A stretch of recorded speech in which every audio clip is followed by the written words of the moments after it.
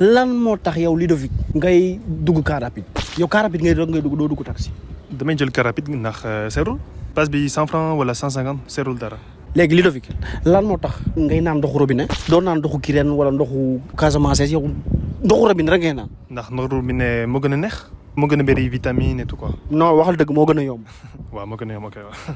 Ludovic lan moo tax kilo rek ngay sol yow kilo rek short rek. ndax Sénégal fii dafa tàng jeer loolu moo tax ma jël ay kilotes quoi pour air bi mu mën a dugg quoi xam nga. léegi Ludovic lan moo tax yow musuma laa gis nga am gel tubaab lu tax musoo am gel tubaab. mosuma am gel tubaab ndax jigéen Sénégal dafa neex. ndax da ngaa mos jigéen Sénégal. mën na nekk waaw mën na nekk. gis nga yow dinaa la génne Sénégal xam nga loolu est-ce que. di nga def loolu. ngeen nag jigéen Sénégal dafa saf. yow tubaab yee gën a saf. ndax dafa rafet. yow rafet.